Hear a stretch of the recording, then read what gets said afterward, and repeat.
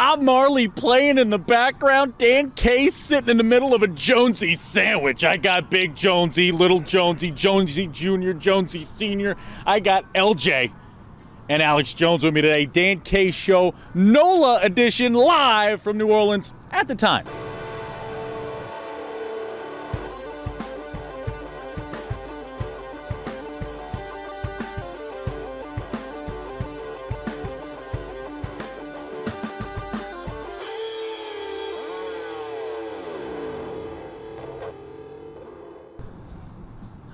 What's going on, Dan K Show fans? Dan K, Lucas Jones, and introducing into the booth for the first time this year, into the show, into the fold, it's Jonesy. He's back again. You know, Alex, you worked with us a lot last year, back on the road with us, back in the mix of it, getting into the hockey game. What are you looking forward to this year?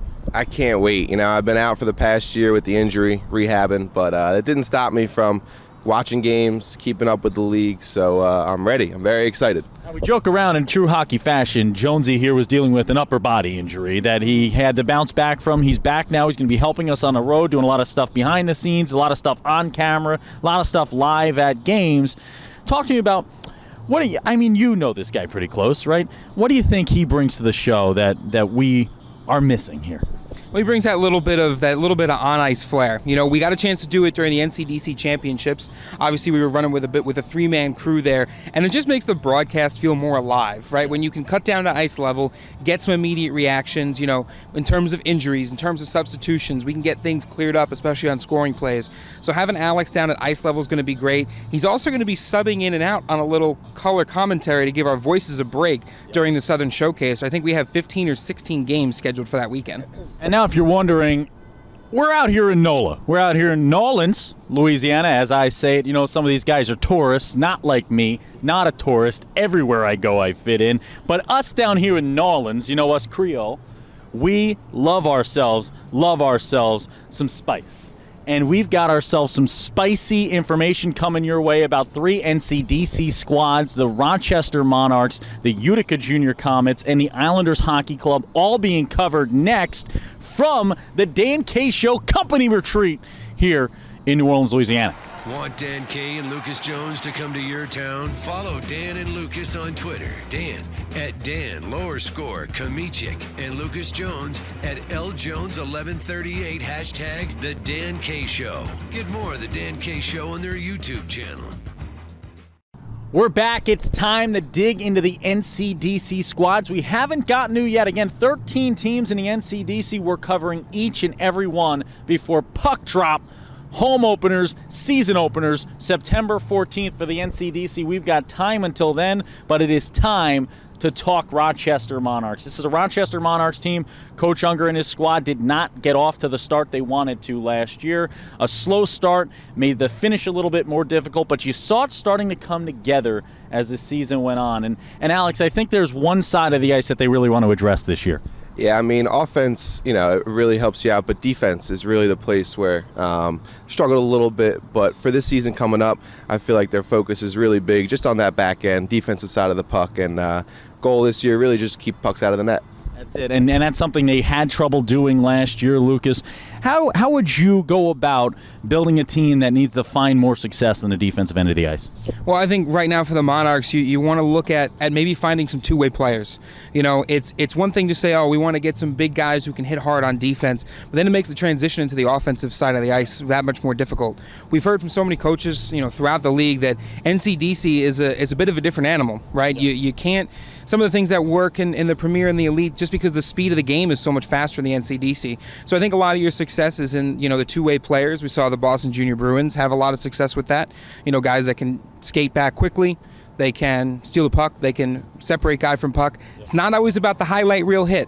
Yeah. Sometimes it's just about moving a guy enough to separate man from puck. And now you look at a key returner, Dylan Weimer in net. It's important to kind of have some stability between the pipes. If you're going to build a defense, you need a netminder that knows how to talk to his guys, communicate, and keep the puck where it needs to be, out in front of him, out in front in his eyesight. Alex, Dylan Weimer this year, the netminder, what do you think about his season, his chances this year? How good do you think he can be? I think he can be good. I mean, I think if he really just focuses on the season, you know, been preparing this whole offseason, getting ready.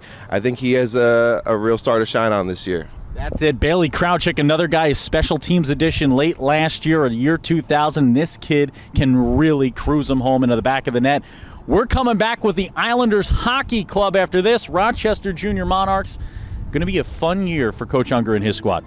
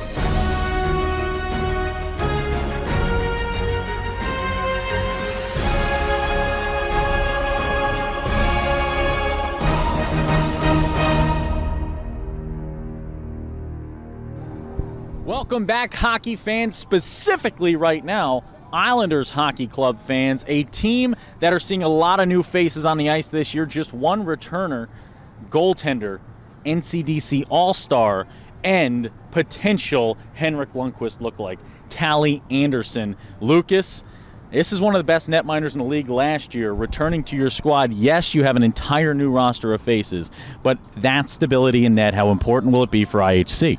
Well, Dan, the way to build a skyscraper is to start with the foundation, right?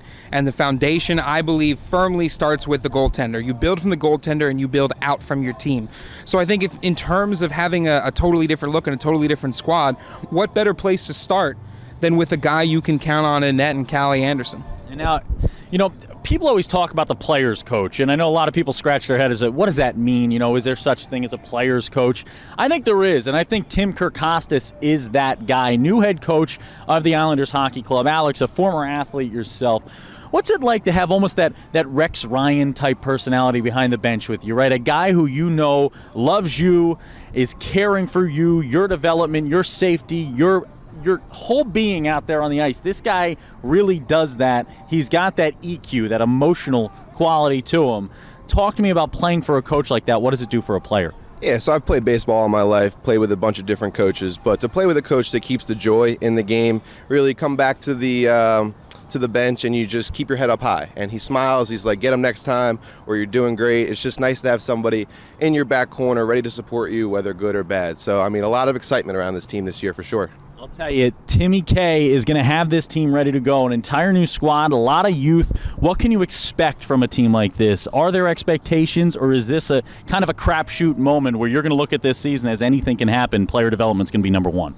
Well, I think those are two separate questions. I think there are expectations, right? You're correct about those being two separate questions. Islanders Hockey Club, there are always expectations, right? And that starts from the ownership group. It starts from the top down. Yep. They want their guys every year to be competitive, regardless of the situation they're coming in.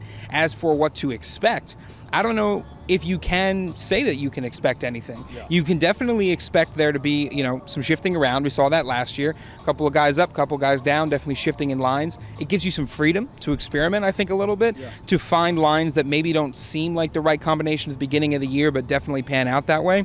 So I think this will be a fun season to watch the Islanders Hockey Club while they kind of rebuild this team from the ground up. Things are heating up there in North Andover the same way they are here on a rooftop in beautiful New Orleans, Louisiana, where right now the feels like temperature is 103. You could not keep ice up here. You can barely keep a Dan K because I am melting. I am baking like a toasted cheese around here, Benny. It's too hot to play ball. Tweet us with that line. Tell us what movie it's from, and you may just win a little Dan K Show prize. It's our first prize of the year. You're watching, tweet us what movie is that quote from. Let me know at @the_Dan K Show. You just might win a prize. And you know who wins a prize next? The Utica Jr. Comets, because we're talking Utica Comets next. Welcome to the USPHL's most complete show, covering the NCDC Premier and Elite Leagues, the Dan K Show. Dan K and Lucas Jones.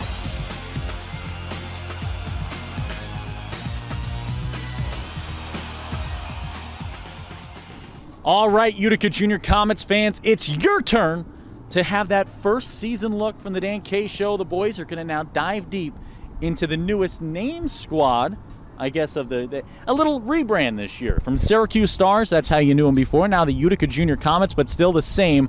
Paul Kelly behind the bench, and this guy wins no matter what.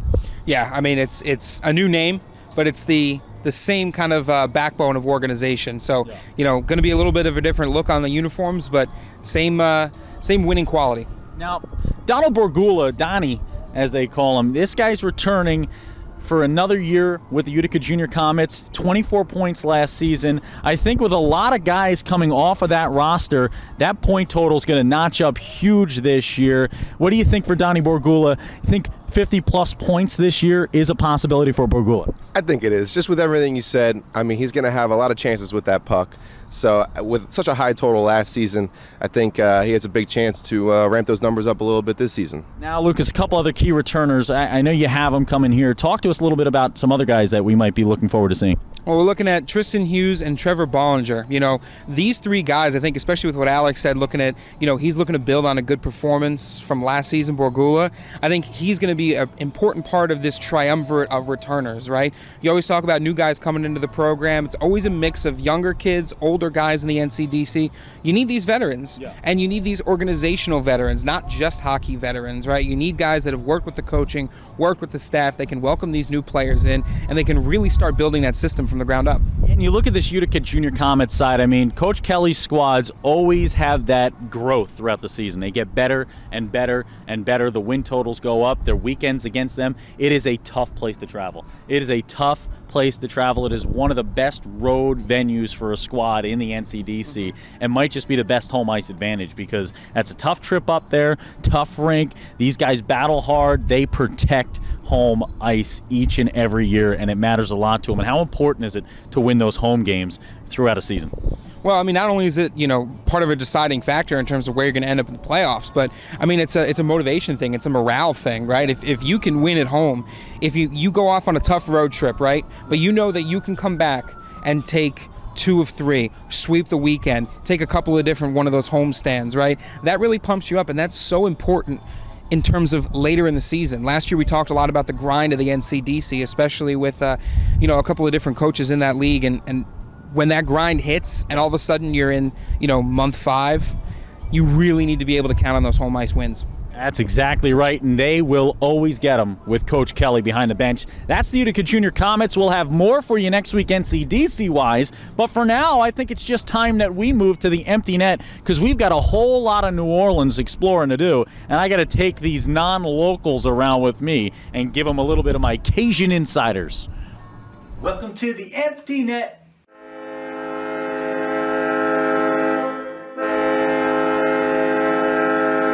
What's going on, Dan K Show fans? Yet again, another week. It's my favorite segment of our show, The Empty Net, where we talk to you, we talk to our fans, and today we talk to producer Lena. We're out here on the Dan K Show Company Retreat, which we do every single season before we get started and underway, and we're traveling every single weekend to different hockey towns across the country working for you. We take a little weekend team bonding. We did a ropes course. It turned out it wasn't a ropes course. I was just climbing on someone's fire escape. I got screamed at, and they threw water on me, and they told me to leave. But we've made a lot of friends here in New Orleans. We've had a lot of fun, and now we have producer Lena here, and I know Lucas and I love getting a chance to work with producer Lena. Social media manager, handles all that social media posts. When you're talking to someone on social media, you're probably talking to her. Sometimes you'll get us. And all those fire photography, all that fire photography, all those photos of you playing hockey that you see on the Dan K Show social media pages always comes from this lady here. The history of photography, obviously worked in sports photography. Where's your passion come from for the game of hockey? Well, I never really got a chance to like hockey that much, I feel like, because I never knew that much about it, but it actually came from you. Kind of got me into it, and now it's my favorite sport, which I never would have expected, so here we are. She is absolutely obsessed with the game of hockey now, loves taking the photography. Obviously, she works really hard with us. Talk to us, the social media pages that you're handling here, the Instagram specifically. We've seen the huge numbers that the Dan K Show's put up, over 10 million impressions on social media, Facebook, Twitter, and Instagram. And I think that's a whole teamwork thing that Lucas would agree that we've battled for those numbers. Where's that success come from, and what do you hope to accomplish with the Dan K Show social media? Well, I think for starters, it comes from my passion for social media just in general, and I know that I'm just trying to deliver a high quality product based on the content and the photography that I'm posting. So I'm happy to bring that to the Dan K Show, and I think social media is obviously used to get a glimpse into everyone's life, and we get the chance to kind of see into the players' lives, the coaches' lives, even the fans throughout the year. So I think it's only fair that people get to see a little glimpse into our life too. So much better than both of us at our jobs at this point. Lucas, I think one other thing that she doesn't always get credit for is that she's our scheduler and our handler, I feel like. Most of the time, Lucas and I, 10 people will come up to us and ask us about the same date and say, can you be in 10 different states at once? And we'll probably say yes 10 times out of 10. Usually, yeah. Usually we'll say, yeah, sure, that sounds great, completely forgetting about the other 9 places we have to be. And then usually it's producer Lena who will be sitting there shaking her head no while circling aggressively in her planner that we are already booked. And without producer Lena, we would probably never be in the right place at the right time. But Lucas, I know you have this whole thing you wanted to say about producer Lana as the parting words for today's show, and he's been really thinking this up, and it's emotional. I know he's a little choked up about it. Lucas, parting words about producer Lana and just how excited you are to be working with her on the show. Lucas, incredible parting words, producer Lana. Any parting words for today's show? What he said, I guess. What he said, I guess, and I guess what both of them said, and what... Thanks to Jonesy for being on the show and being a human tripod right now on a very windy roof in New Orleans, Louisiana. Thanks to Lucas Jones for editing everything we do and learning a bunch of weird new tasks like webmaster. You'll see that soon. Thanks to producer Lena for all the work she does behind the scenes, social media. And thank you to you, most of all, everyone watching the Dan K Show each and every week. We love you. We're going to go enjoy New Orleans. I've got a hurricane with my name on it waiting for me at wonderful Lafitte's Blacksmith Shop. And then, who knows, maybe the World War II Museum. We'll see. Long day ahead of us here in New Orleans. When Dan K's on the mic, it's always hockey night, and I forgot to say that last week at the end of the show. Don't worry, Alex. Just hold the camera. It'll only be a minute. Every time. Every time. Every time we try to shoot a short segment, it's always longer than the segment would have been if we hadn't tried to make it short.